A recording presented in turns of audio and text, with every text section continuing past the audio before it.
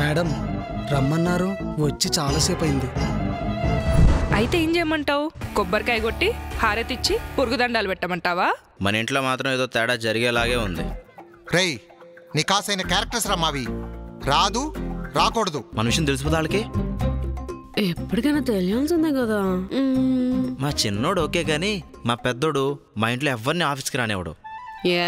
ఆడితో ఇదానంలే. చూడు, ఈ కన్నా ఒకరికి రెస్పెక్ట్ ఇవ్వాలంటే ఎదుటోళ్ళు ఒక రేంజ్లో ఉండాలి. ఆఫ్టర్ ఆల్ ఆడదానివి నీకు సీన్ లేదా? తను ఇన్స్టా ఇన్ఫ్లుయెన్సర్, నేను ఫాలో అవుతా. యాడ్స్ చేస్తుంది, నీకు హెల్ప్ అవుతుంది.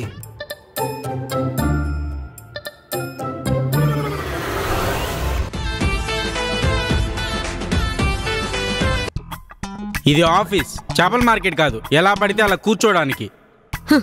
చేపల మార్కెట్ అయితే ఏంటి, ఆఫీస్ అయితే ఏంటి, కూర్చునే దాన్ని బట్టి ఉండదు, చేసే పని బట్టి ఉంటది. వర్క్ ఇంపార్టెంట్ పెద్ద బాబు. పిల్లి గుడ్డిదైతే ఎలక ఎగిరి ఏదో చేసిందంట. ఏం చేసుకుంటా మనకెందుకంటావు? ఏదో వర్క్ అన్నావు కదా, చెప్పు ఏంటి? నువ్వేదో ఇన్స్టాలో తెగ యాడ్ చేస్తావంటగా, ఫాలోవర్స్ కూడా ఫుల్గా ఉన్నారు, క్రేజీ ఫాలోవర్స్. అవన్నీ నాకు తెలీదు. నువ్వు ఇంతవరకు ఎన్ని యాడ్ డిజైన్ చేసావు నాకు చెప్పు. ఎందుకంత కోపం? ఇదే మాట కాస్త మంచిగా నవ్వుతూ చెప్పు. ఇలా అడిగితే నీకు అర్థం కాదా? అర్థం అవుతుంది, కాకపోతే పని అవ్వదంతే. నువ్వు ఇంతవరకు ఎన్ని యాడ్లు డిజైన్ చేసావో చెప్పు. చూసావా ఎంత హాయిగా ఉందో? యాడ్లంటే చాలానే చేశాను. ఏంటో చెప్పవా? అయిపోయిన వాటి గురించి మనకెందుకు, నా దగ్గర అయితే ఒక మంచి ఐడియా ఉంది, ఇస్తా కాస్త. కర్మ కాకినాడ వరకు ఈడ్చుకెళ్తుందంటే ఏం చేస్తాం? ఏంటో చెప్పు నీ అవిడియా. సర్లే, ఫస్ట్ ఆ పెన్ ఇవ్వు, ఆ పేపర్ ఇవ్వు. ఇప్పుడు ఒక దట్టమైన అడవిలో, ఆ అడవిలో అందమైన మేఘాలు, ఆ మేఘాల మధ్యలో పెద్ద పెద్ద కొండలు, ఆ కొండల మధ్యలో జలపాతం అలా పారుతుంది. ఈ కింద ఒక అమ్మాయి కూర్చొని అలా నేచర్ని ఎంజాయ్ చేస్తూ ఉంటుంది. ఆ తర్వాత ఏమవుతుందంటే లిరిల్ సోపాడా? సోప్ పేరు గుర్తులేదు గాని సోపాడే. అవును, నీకెలా తెలుసు? నా చిన్నప్పుడు దూరదర్శన్లో చూసా. ఓ, అప్పుడు నేను పుట్టలేదే, నా తెలీదు. ఇంతకీ ఐడియా ఎలా ఉంది? ఆల్రెడీ వచ్చిన ఐడియానే కదా, కాపీ క్యాట్. అయ్యో, నో ప్రాబ్లం, నా దగ్గర ఇలాంటివి చాలా ఉన్నాయి. ఇంకొకటి వదులుతా, పట్టుకో. అయినా ఒకసారి బొచ్చు పట్టుకొని అడుక్కోవడం స్టార్ట్ చేశాక దాంట్లో ఏది పడితే అది తీసుకోవాలి. తప్పుతుందా? కానివ్వు. సరే విన్. ఒక బస్ స్టాప్ లో ఒక అబ్బాయి ఉంటాడు. వాడు 2-3 రోజుల నుంచి అక్కడే ఉంటాడు. ఆ పక్క నుంచి ఒక అబ్బాయి వచ్చి వాళ్ళ గర్ల్ ఫ్రెండ్ ఎక్కించుకొని వెళ్ళిపోతాడు. ఇంకొకడు వాళ్ళ గర్ల్ ఫ్రెండ్ ఎక్కించుకొని వెళ్తాడు. అప్పుడు ఈ మధ్యలో ఉన్న అబ్బాయి ఫుల్ ఫ్రస్ట్రేటెడ్ అయిపోయి ఏం చెయ్యాలి అని ఆలోచిస్తూ ఉంటే వాడికి ఒక ఐడియా వస్తుంది. ఒక్క నిమిషం. బస్ స్టాండ్ లో కాకుండా రోడ్డు మీదకి వచ్చి పర్ఫ్యూమ్ కొట్టుకుంటాడు. చుట్టుపక్కల ఉన్న అమ్మాయిలంతా వచ్చి వాడిని హగ్ చేసుకుంటారు. Perfume add. నీకెలా తెలుసు? నువ్వు వాడేది ఆ పర్ఫ్యూమేనా? చిన్నప్పుడు చూసా అది. ఓ, అప్పుడు నేను పుట్టలేదులే. ఇంకా ఆపు. నిన్ను కూర్చోబెట్టుకొని నువ్వు చెప్పే సొల్లు వింటున్నా కదా, నాది బుద్ధి తక్కువ. ఎవరో చేసినవి, ఎవరో చెప్పిన డైలాగులు కాపీ కొట్టి వాటికి ఫిల్టర్స్ వేసి రీల్స్ వేసి పోస్ట్ చేసి పోజులు కొడుతూ ఉంటారు కదా మీ బ్యాచ్. వాళ్ళకి ఎందుకంటే ఏం తెలుస్తుంది? వాళ్ళకి అదన్నా తెలుసు, మరి నీకేం తెలుసు? హే బిందు, నువ్వేంటి ఇక్కడ? అనుపమ రైట్, ఇది నా ఆఫీసే, నువ్వేంటి ఇక్కడ? ఓ, ఈ అబ్బాయి ఏదో హెల్ప్ అంటే నా ఫాలోవర్ చెప్తే వచ్చాను. ఈ ఆఫీస్ నీదా? ఈ బాబుది కాదా? ఇక్కడ పనుడువా బాబు నువ్వు? హలో, నేను పనునేం కాదు, ఆమె క్రియేటివ్ హెడ్ హియర్. పేరుకే అది, అక్కడ హెడ్ లేదు, క్రియేటివిటీ గుజ్జు లేదు. Madam, you are insulting me in front of outside people. ఏంటమ్మా ఇన్సల్టింగా? అసలు ఆడాలంటేనే పడదు నీకు. అలాంటిది నీ అవసరం కోసం ఒక అమ్మాయి హెల్ప్ తీసుకున్నప్పుడే నీ మీద ఉన్న కాస్త ఇంప్రెషన్ పోయింది. ఇంకా అవుట్ సైడ్ పీపుల్ అంటావా? ఆమెకున్న 25 మంది ఫాలోవర్స్లో నేను ఒక పెద్ద ఫాలోవర్ని. ఎప్పటి నుంచో కలుద్దాం అనుకుంటున్నా, నీ దయ వల్ల ఆ ఒక్క పని అయ్యింది. మేడం, మీరు నా ప్రీవియస్ ఎక్స్పీరియన్స్ గురించి తెలియకుండా మాట్లాడుతున్నారు. నేను 3 yearsలో ఈ కంపెనీకి ఎన్ని చేశానో తెలుసా? ఈ రోజు ఏమీ చేయలేనోడే మొన్న అది చేశా, నిన్న ఇది చేశాను సోది చెప్తూ ఉంటాడు. బాగా చెప్పావు అనుపమ. తనిచ్చిన 2 ఐడియాస్లో నుంచి ఏదో ఒకటి పిక్ చేసుకొని దాన్ని ప్రెజెంట్ టైంకి మ్యాచ్ చేసి డిజైన్ చేసి తీసుకొనిరా, ఓకేనా? నువ్వు రా అనుపమ, నా క్యాబిన్లో మాట్లాడుకుందాం. ఉంటానే. ఎంతనే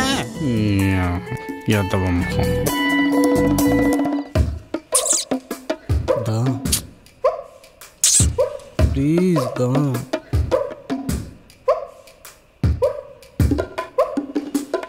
ఒక్క నిమిషం.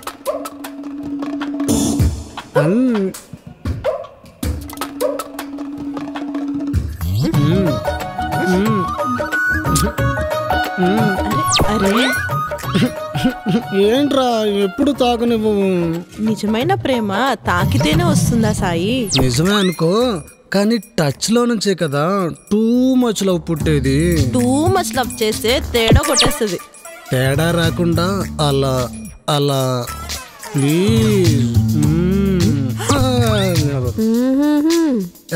కానివ్వండి రా, కానివ్వండి.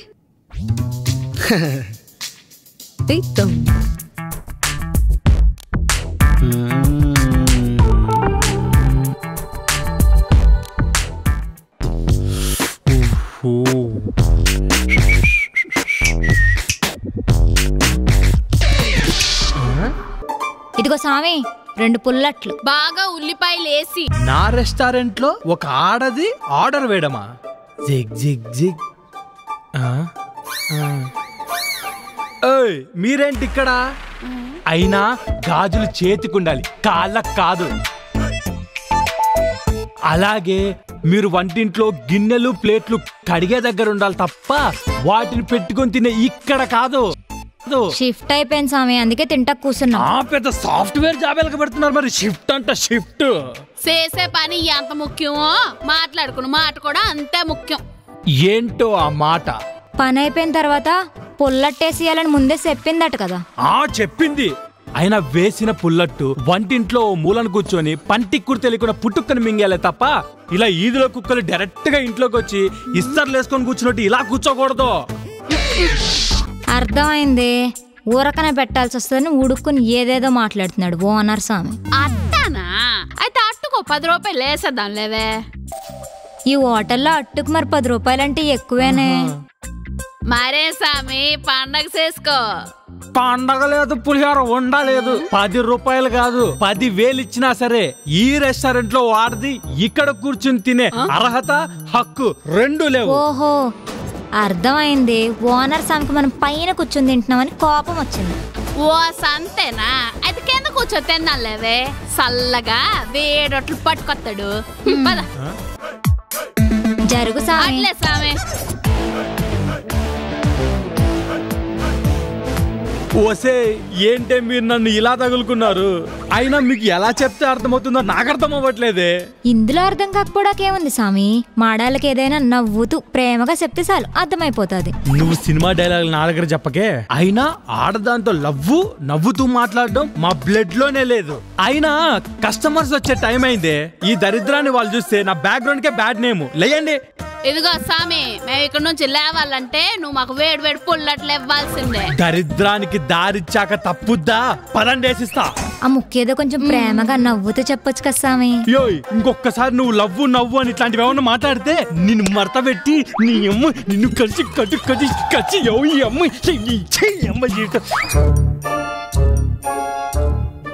వీడేంటి నేను అనుకున్న దానికన్నా దారుణంగా ఉన్నాడు. మనం అనుకున్న ప్లాన్ వర్కౌట్ అవుద్దంటావా? నాకెందుకో డౌట్ గా ఉంది. ఇదిగో అమ్మాయి, ఒంటి మీద చార్లున్నంత మాత్రాన్న పిల్లి పులైపోదు.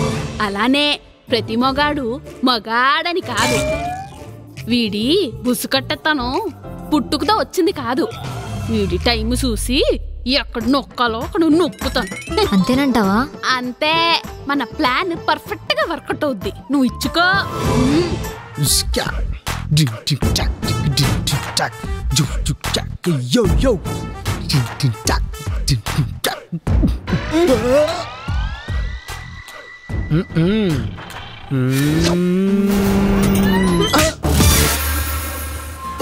పండక్కు పిలిచి పరమాన్నం పెట్టకుండా పిడికలు పిసికించినట్లు పక్కకు లాగి మరీ పళ్ళు రాలగొట్టావే. పళ్ళు రాలగొట్టడం కాదు, చర్మం ఒలిచి మటన్ కొట్టులో 100 రూపాయలకు అమ్మేయాలి. ఏమైంది? ముందుకు ఇంత హాట్ గా ఉన్నావు? నేను నిన్నెందుకు లవ్ చేశాను? చందమామ అందరికి మామెందుకు అవుతాడంటే ఏం చెప్తావు? చెప్పు తీసుకుని కొడతాను. చెప్తా, నేను స్మార్ట్ గా లవ్లీగా ఉంటాను కాబట్టి. సెలూన్ షాప్ లో కింద పడ్డ బొచ్చు తీసుకుని గడ్డానికి అతికించుకున్న మొహం గడివి నువ్వు స్మార్టా? నాకేదైనా ద బెస్ట్ కావాలనుకుంటా. నన్ను కాదన్న మన సాడిస్ట్ సార్ నీ మాటకు వాల్యూ ఇచ్చి నీకు విలువ ఇస్తుంటే నువ్వేదో తోపనుకుని ఎలకకి బోన్ పెట్టి ట్రాప్ చేసినట్టు చుంచెలక మొహం గడివి నిన్ను నేను ట్రాప్ చేసి లవ్ లో పడేసా. కానీ ఇప్పుడు అర్థమైంది నువ్వు లఫుంగి అని. అలా హార్ష్ గా మాట్లాడకరా, నాకు బాధగా ఉంటుంది, నేను తట్టుకోలేను. మరి నేను నిన్ను ప్రేమించిన పాపానికి ఇవన్నీ తెలిసి నేనెలా తట్టుకోవాలి? నేనేం చేశానమ్మా? ఇంకేం చెయ్యాలి? ఆ సాడిస్ట్ గాడు వెధవా అని తెలిసి వాడికి పైరవీలు చేస్తావా? వాడిని వాడి సాడిజాన్ని అడ్డం పెట్టుకుని లేడీ ఎంప్లాయీస్ ని టార్చర్ చేస్తావా? దీనికన్నా కూకట్పల్లి మెట్రో స్టేషన్ దగ్గర అలా హార్ష్ గా మాట్లాడకరా, నేను తట్టుకోలేను. నేను ఇలా హార్ష్ గా మాట్లాడకుండా ఉండాలంటే ఇన్ని రోజులు నువ్వు చేసిన దానికి ఫలితంగా మంచి పని ఏమైనా చేసి చూపించు. ఆల్రెడీ చేసేసాగా. ఏంటది? మన ఆఫీస్ లో కొత్త మేడం వచ్చింది కదా, ఎవరనుకున్నా? ఎవరు? ఆ చెవిటి పడి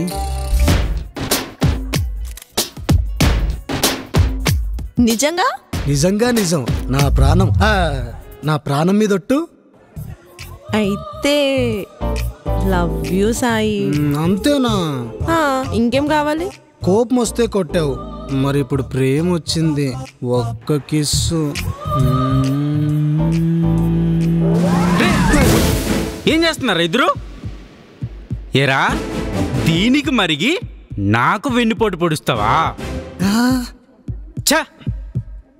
అయినా మగాడన్నాక తాటి చెట్ల ఇలా నిటారుగా నిలబడాలరా, తుమ్మ చెట్లాకి ఇలా వంగిపోకూడదు. అయినా ఏముందిరా ఈ ఆడాళ్ళు అలా బెండ్ అవుతా ఉంటారు. అయినా నిన్ననేం లాభంలే, ఇదిగో చూసే చూపు, మాట్లాడే మాట, నడిచే నడక అన్నీ వంకరగా ఉన్నాయి. ఇలాంటి వాళ్ళు అనాలి. అసలు ఇలాంటి వాళ్ళు నో ఈ ఆడజాతి వల్లే మన మగజాతి నాశనం అయిపోతుంది. ఆఫీసులు, పబ్బులు, రెస్టారెంట్లు, సినిమా థియేటర్లు ఇలా ప్లేస్తో సంబంధం లేకుండా ఒక్కో చోట ఒక్కో రకంగా మన మగాలని మభ్యపెట్టి నేల నాకించేస్తున్నారు. అవన్నీ ఏం తెలుసుకోకుండా మీరు వాళ్ళ మాయలో పడి అన్నీ మర్చిపోయి, గోల్స్ మర్చిపోయి ఏంలెస్గా తిరుగుతున్నారు లైఫ్లో. ఇలా ఉంటే ఇండియా ఏం బాగుపడుద్దిరా? ఒక్క మాటలో చెప్పాలంటే సృష్టికర్త బ్రహ్మ అయితే ఆ సృష్టిని పని కట్టుకొని మరీ చెడగొట్టడానికి పుట్టిన పత్తీతు జాతిరా ఈ ఆడోళ్ళు. మరి ఆడేది లేకుండా సృష్టి ఎలా జరిగిందో కొంచెం చెప్పవా? మీరెప్పుడొచ్చారు? నువ్వు ఆడవాళ్ళ గురించి ప్రవచనాలు స్టార్ట్ చేసినప్పుడే వచ్చా. అంతా విన్నారుగా అయితే. మాట్లాడాలి. You come to my cabin.